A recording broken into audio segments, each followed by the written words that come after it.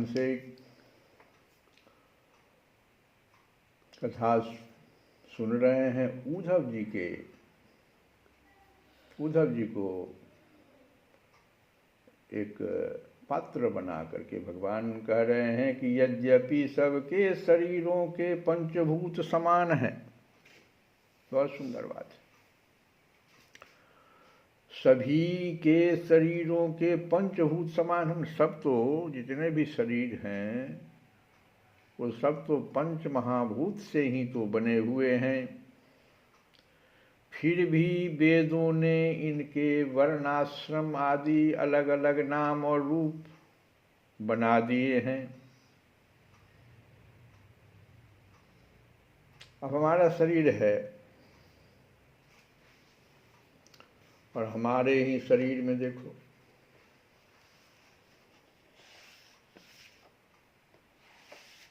वर्ण अलग अलग है। ब्राह्मण वर्ण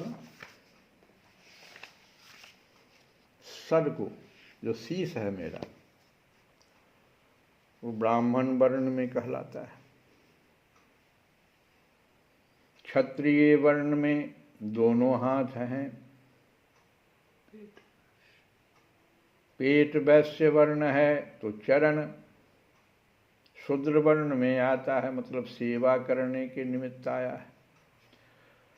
अब गीता में भगवान कहते हैं कि आत्म औपमेन सर्वत्र समं पश्यति अर्जुन सुखम वा यदि वा दुखम सहयोगी परमो मतः। सुखम वा यदि वा दुखम सहयोगी परमं मतः। मैं उन लोगों को पूर्ण योगी मानता हूँ जो सभी जीवों की सच्ची समानता देखते हैं और दूसरों के सुख दुख को अपने सुख दुख के समान मानते हैं। तो सच्ची समानता देखते हैं क्या मतलब है? जो योगी अपनी भांति क्या हुआ सो देखो यहाँ। आत्मा औपम्येन अपनी भांति अपने तरह, माने जैसे मेरा एक शरीर है, लेकिन अगर मुझसे पूछे कि तुम्हारे चरण कमल के कनिष्ठ उंगली में चोट लग गया है, क्या तुम्हें दर्द नहीं हो रहा है? पूरा दर्द। ठीक उसी प्रकार से जैसा कि हाथ के कनिष्ठ उंगली में चोट लग गया।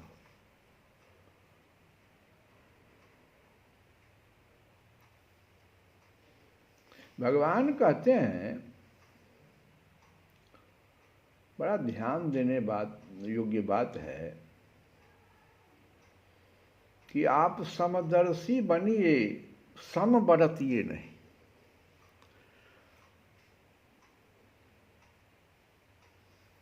यहाँ पर तो भगवान कह रहे हैं कि मैं उन लोगों को पूर्ण योगी मानता हूँ जो सभी जीवों की सच्ची समानता देखते हैं। लेकिन किस प्रकार की समानता देखना है उसको भगवान कहते हैं कि जब जो योगी अपनी भांति संपूर्ण भूतों में सम देखता है, अपनी भांति मतलब जैसे अपना शरीर में हम सम कैसे देखते हैं, ये देखो बड़ा इम्पोर्टेंट, उसी प्रकार से देखने के लिए कहते हैं। ऐसा नहीं कि एक महात्मा जी कथा करने गए, उनसे बड़ा प्रभावित हो गया एक व्यक्ति, लड़का था, और कहीं वो सुन लिया था कि नारियों की पूजा जहाँ होती है वहीं लक्ष्मी का निवास होता है।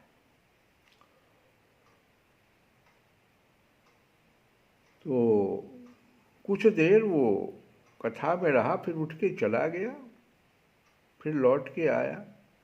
जब कथा समाप्त हो गई तो महात्मा जी को उससे थोड़ा सा लगाव हो गया था, तो बुलाया उसको, कहे कि बच्चा तुम तो कहते हो कि हम आपसे बहुत प्रभावित हैं, तो हम भी तुमसे प्रभावित हैं, तुम बीच में कहाँ चला गया था? तो बड़ा लज्जा लगता है कहने में। तो नहीं बताओ, हमसे नहीं बताओगे तो किससे बताओगे। तो हम जरा सा घर में गए थे, हमारे घर में एक चलन हो गया है सबको प्रणाम करना है। तो बहुत अच्छी बात है। अरे तुम्हारे माता पिता जिंदा है तो ना, और बड़े बुजुर्ग ताऊ चाचा वगैरह तो नहीं कोई नहीं, फिर किसको प्रणाम करने गए थे। तो हम गए थे, बड़ा संकोच लग रहा है, पता नहीं कैसा मानेगा, लेकिन हम पत्नी को प्रणाम करने गए थे।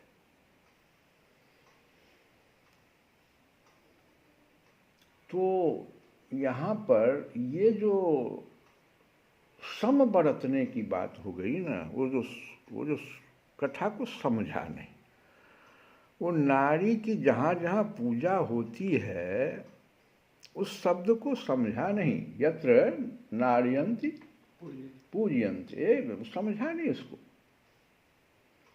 जैसे यहाँ पर तो भगवान कह रहे हैं गीता में कि जो योगी अपनी भांति, माने अपने शरीर में जिस प्रकार से वो करता है, संपूर्ण भूतों में सम देखता है। जैसे अभी हम बताए, अपने शरीर के बारे में बताए कि शीश को ब्राह्मण वर्ण कहा गया है और चरण को शूद्र कहा गया है। लेकिन ध्यान दीजिए, हमारे लिए तो ये सब जो है समान है। कैसे समान है तो समझिए। ठीक है, हम इनसे अलग अलग व्यवहार करते हैं। जैसे हम चंदन जब घसते हैं तो हम चरण में नहीं लगाते हैं, हाथ अपने आप मस्तक पर चला जाता है चंदन लगाने के लिए। टोपी जब हम पहनते हैं तो अपने आप जो है वो टोपी सर पर चला जाता है, मस्तक पर चला जाता है। लेकिन जब जूता पहनना होता है, वो 5,000 की जूता हो, 15,000 की, 50,000 की, लेकिन जूता कभी भी वो हाथ मस्तक पर लेके नहीं पहनाता है कि बहुत कीमती जूता है जी, उसको चरण में ही देता है।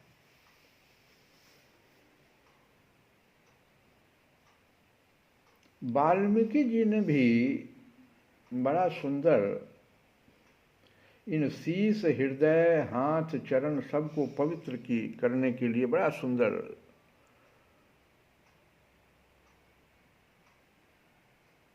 हम लोगों के लिए जो दिया है उपदेश, वो सुनो। कहते हैं कितनों ये ब्राह्मण वर्ण शीश है, लेकिन वह पवित्र तब तक नहीं है।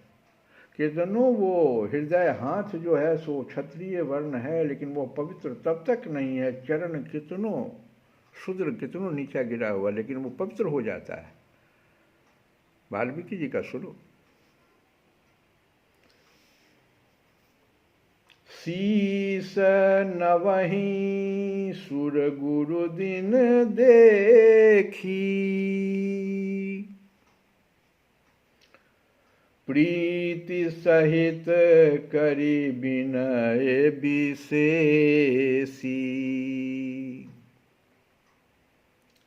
यहाँ पवित्र होता है सिर, वो चंदन लगाने से पवित्र नहीं हो जाता है।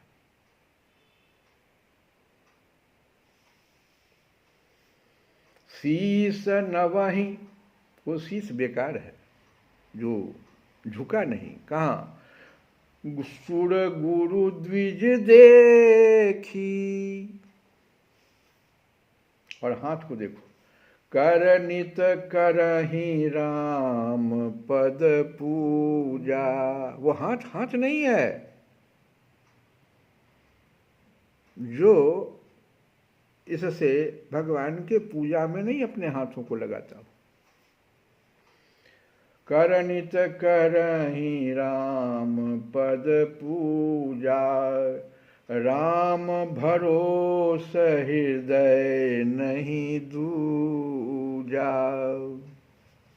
और चरण के बारे में वाल्मीकि जी ने क्या कहा, सो सुनो। कितनों ओछा, इसको शूद्र सद्र जो भी कह लो, भली इस पर नहीं लगाओ, तिलक नहीं लगाओ, लेकिन कहते हैं कि उसका चरण तो पवित्रतम है।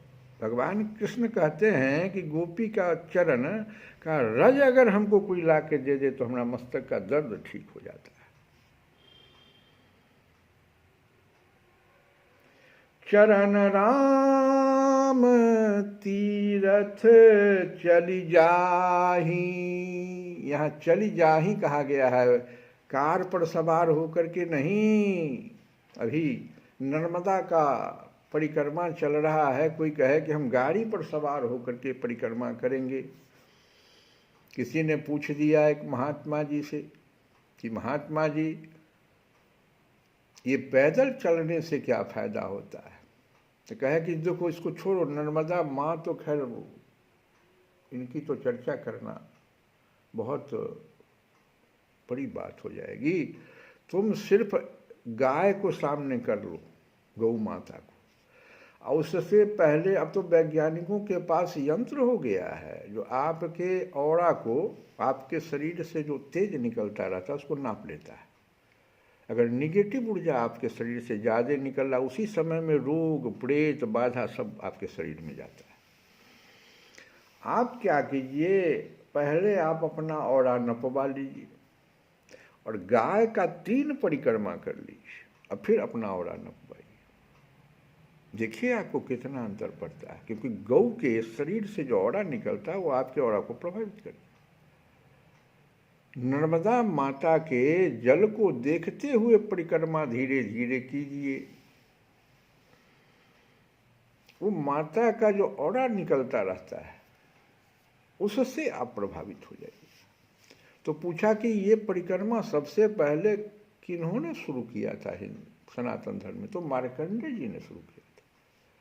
लेकिन उनसे एक गलती हो गई, परिक्रमा करने के वक्त वो पैर डाल दिए माता जी के, मैंने नदी में पैर रख के स्नान करने के लिए चल। हाथ से आप जल लेकर के मस्तक पर छीट सकते हैं, लेकिन परिक्रमा जितना दिन में पूरा नहीं होता, जहाँ से शुरू हुआ वहीं आके खत्म होता है, तब तक पैर नहीं डालना है माता के। तो वाल्मीकि जी को माता इनको मार्कंडेय जी को माता जी ने कहा कि नहीं, गलत हो गया, फिर से तुम करो। ये चीज जो है, ये समझिए कि ये चरण भले ही हमारा सेवा में लगता है, इसको जन्म से ही भगवान ने इसको सेवा भाव दिया है। जो वर्णाश्रम में हम लोग कहते हैं शूद्र को प्राप्त है, शूद्र ये सही, ये शूद्र, ये शूद्र, इसको कौन शूद्र कहोगे? जो हमारा चरण है, क्या इसको काट के फेंक दें? या इसके साथ हम उस तरह का व्यवहार में, क्या भोजन हम जो मुख में डालते हैं तो मुख ऐसा करता है कि मस्तक को ज़्यादा दे देता है, चरण को कम दे देता? या मस्तक का पीड़ा हमें ज़्यादा पीड़ा पहुंचाता है, चरण का पीड़ा हमें कम पीड़ा पहुंचाता है?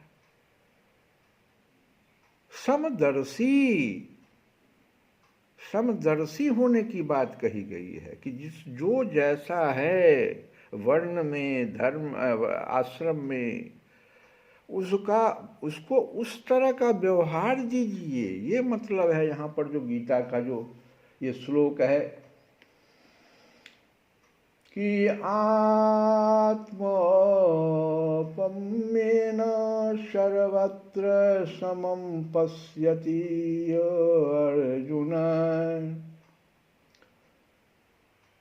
जो योगी अपनी भांति संपूर्ण भूतों में सम देखता है, अपने शरीर की उपमा से सब जगह अपने को समान देखता, अपने का समान देखता, अपने जैसे पैर को जिस प्रकार से देखता है, हाथ को जिस प्रकार से देखता है, आँख को जिस प्रकार से देखता है।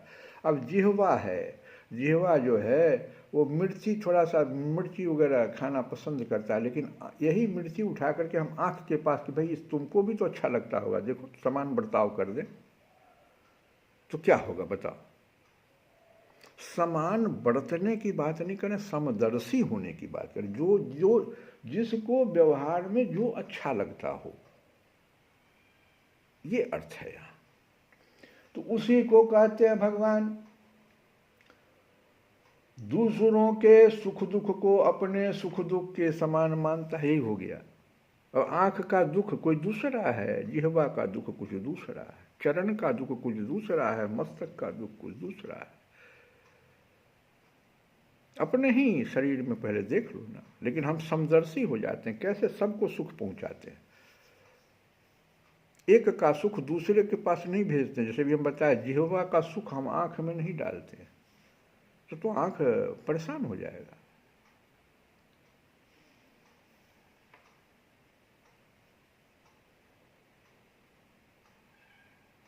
ऐसी क्रिया करेगा जिससे दूसरों को सुख मिलेगा। वही कहते हैं भगवान कहते हैं वही सबसे उत्तम योगी है। और उन्हीं सबों की चर्चा भगवान उद्धव जी से, जो हम लोग कथा में गा रहे हैं, कहते हैं आगे। कल जो सुने थे उससे आगे सुनो कि उद्धव जी, विषयों में कहीं भी गुणों का आरोप करने से उस वस्तु के प्रति आसक्ति हो जाती है। कोई भी विषय हो, आप जैसे उसमें गुण भर दीजिए, ये बड़ा अच्छा लगा, अरे ये तो बड़ा सुंदर चीज था, अब आसक्ति हो गई आप। और आसक्ति होने से उसे अपने पास रखने की कामना हो जाती है। पहले आसक्ति जगती।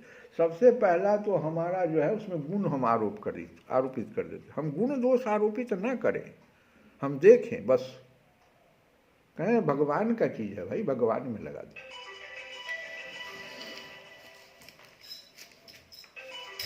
तो जब आसक्ति हो जाती है और आसक्ति होने से उसे अपने पास रखने की कामना हो जाती है, और इस कामना की पूर्ति में किसी प्रकार की बाधा पड़ने पर लोगों में परस्पर कलह होने लगता है। अब यही आसक्ति, ये कामना जैसे जगी आपकी, उस कामना की पूर्ति में बाधा पड़ी तो लोगों में परस्पर कलह होने लगता है। और कलह से फिर कलह जब शुरू हुआ तो उससे असह क्रोध की उत्पत्ति होती है। और क्रोध के समय मनुष्य अपना विवेक खो देता है, अपना हित अहित का बोध नहीं रहता है, अज्ञान छा जाता है। इस अज्ञान से शीघ्र ही मनुष्य की कार्य का निर्णय करने वाली व्यापक चेतना शक्ति लुप्त हो जाती है। और साधो, चेतना शक्ति अर्थात स्मृति के लुप्त हो जाने पर मनुष्य में मनुष्यता नहीं रह जाती, पशुता आ जाती है, और वह शून्य के समान अस्तित्वहीन हो जाता है। अब उसकी अवस्था क्या वैसी ही हो जाती है जैसे कोई मूर्छित या मुर्दा हो। ऐसी स्थिति में न तो उसका स्वार्थ बनता है और न तो परमार्थ। विषयों का चिंतन करते करते वह विषय रूप हो जाता है, उसका जीवन वृक्षों के समान जड़ हो जाता है, और उसके शरीर में उसी प्रकार व्यर्थ श्वास चलता रहता है जैसे लोहार की धौंकने की हवा। उसे न अपना ज्ञान रहता है और न किसी दूसरे का, वह सर्वथा आत्मवंचित हो जाता है।